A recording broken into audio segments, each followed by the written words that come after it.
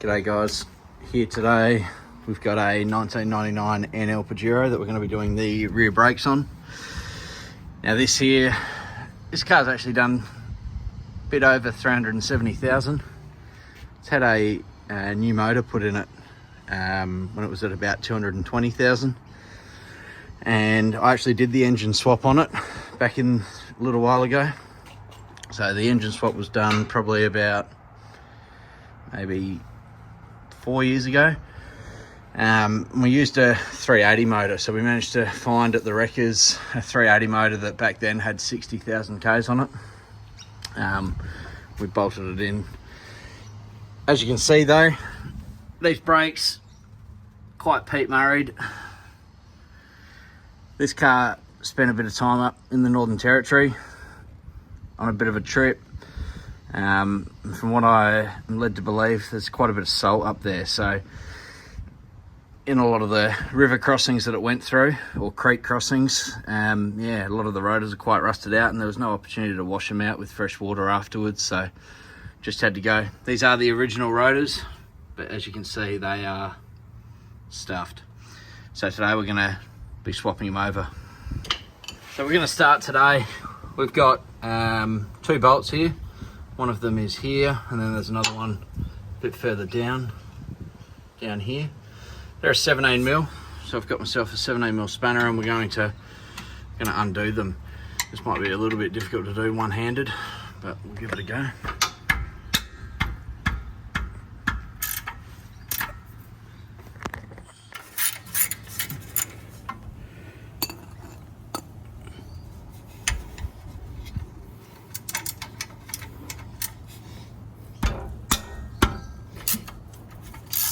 Good idea as well. I do have the trolley jack under the diff, but I've also got the axle sitting on some jack stands as well, just to make sure. It is a long wheelbase, so it's quite a big heavy car. Last thing we want is that falling on us. So once we've got our 2 bolts out, we're going to begin. Now I wouldn't recommend doing this if these were rotors that you cared about, but I don't care about these rotors. These are going straight to scrap metal, so I'm just going to get myself a large screwdriver and pry the calipers off. And we're just going to place our caliper just there for the time being. I've also made sure before I come out I've loosened off the handbrake inside, but as you can see here, this is the sort of the effect that we're having. So the rotors are actually starting to delaminate. We've got very limited braking already. As I said, I have loosened off our handbrake inside. Now I've got 2 of these. These are just an M8. They are, I think they're an M8 by 1.25. It's a Mitsubishi bolt. The idea with them, they actually wind in here to the rotor.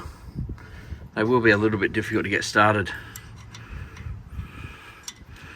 Once we get them started, you'll see. I'll pick you up in a moment. Given that they're a M8, I know that they'll have a 12mm head. What we're going to do, we're just going to begin by winding them in. Again, as I said, I don't really care about these rotors, hence why I've got the rattle gun out. If I cared about them, I probably wouldn't recommend doing this. I'd probably get a socket with a breaker bar and start winding them out. But like I said, I don't care about them.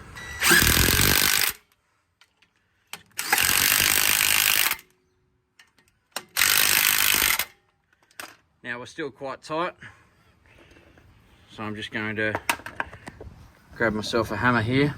I'm just going to give it some light persuasion from behind.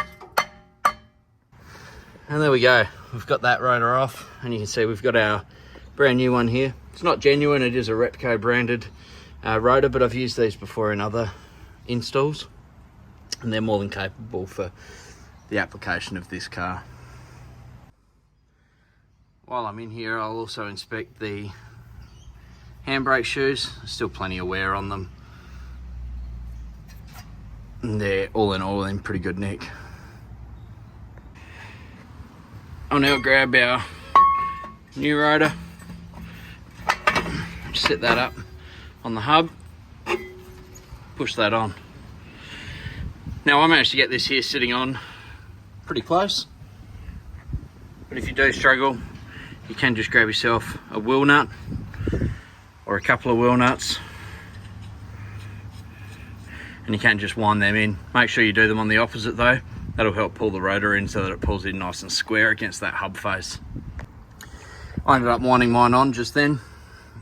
Unfortunately, I didn't film that for you. Next step, we'll spin our caliper around. Now be careful of the brake lines. You've always got to make sure that they're resting on something. So you can see I've had mine just sitting on the cradle back there. Currently we're sitting on the rotor. Now, some people do this in different orders, but this is the way I do it. Look, I'm not a mechanic, but I'm happy to sort of try and dabble in some of this. As you can see, pads have still got a bit of meat on them, but they're not wearing even. So we'll replace those today.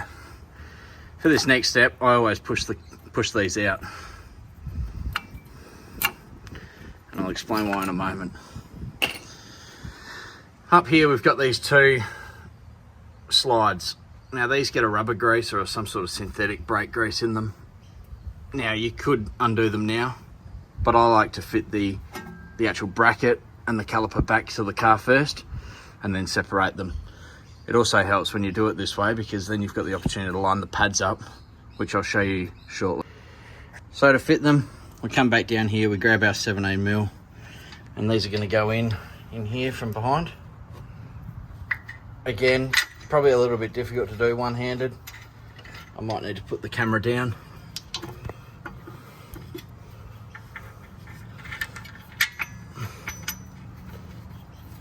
I'll have to put the camera down for this. Once you get them started, you can wind them in hand tight.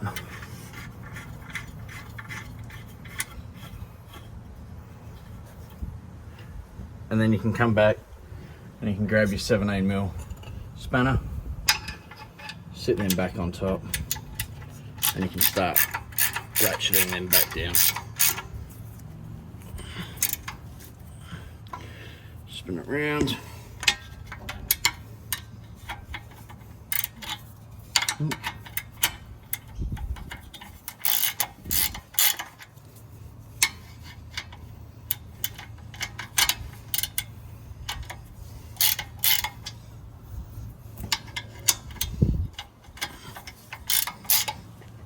Okay, now as you can see here guys, we haven't actually got any pads in. We've now got to undo our two slide pins, which is here and the top one here. The beauty of these calipers is you've only got to undo one of them. Once you've undone one, you'll be able to slide it out the way. I undo the bottom one. Oh, they're very tight.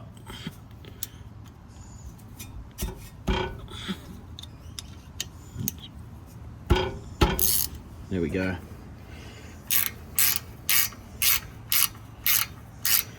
And you can wind these slide bolts out. They should be lubricated. I don't know what these ones are going to be like, but we'll see once we get them out.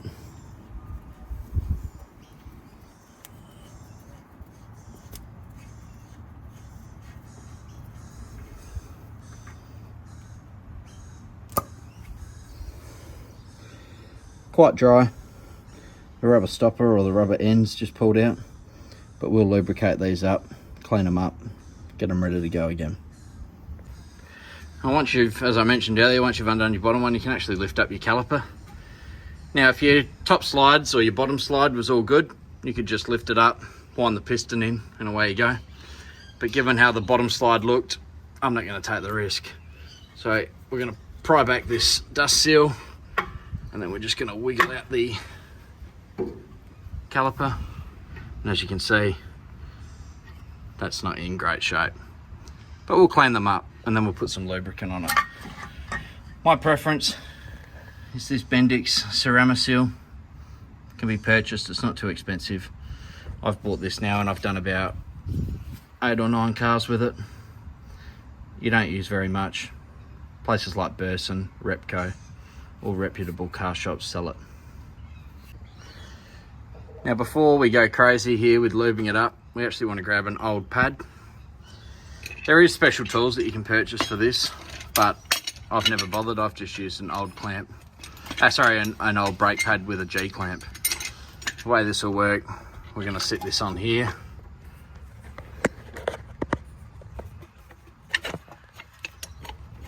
Like so. Oop. Again, very difficult to do one-handed. And we're going to wind in. We're going to wind that piston back in.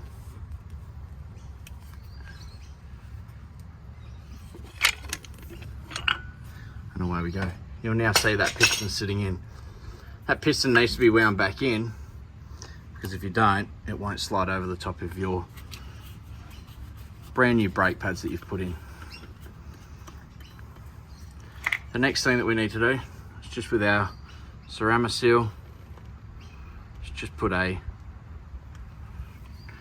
light smear on that we can spread through with our finger,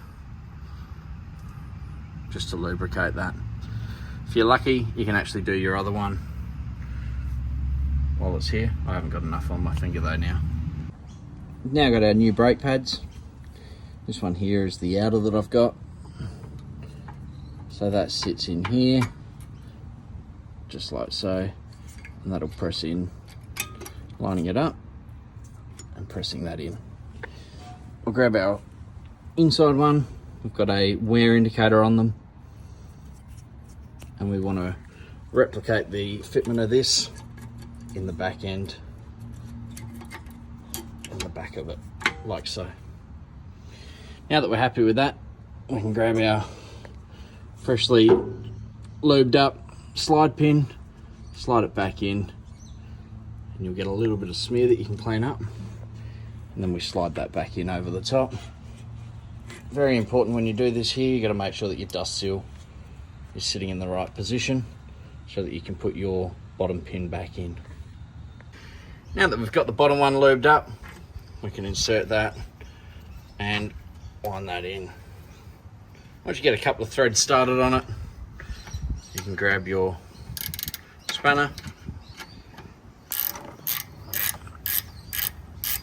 and tighten that down.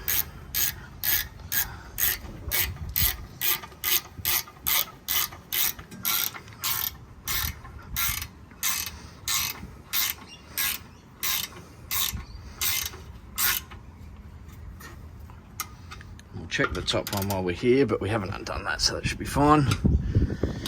And that's it. New brake rotors on the rear of an NL Pajero. We've now got to fit the tyre. While we're in here though, I am going to give it a bit of a clean out under the guards and just get the pressure washer onto it, just to make sure that there is no residual salt in there anymore.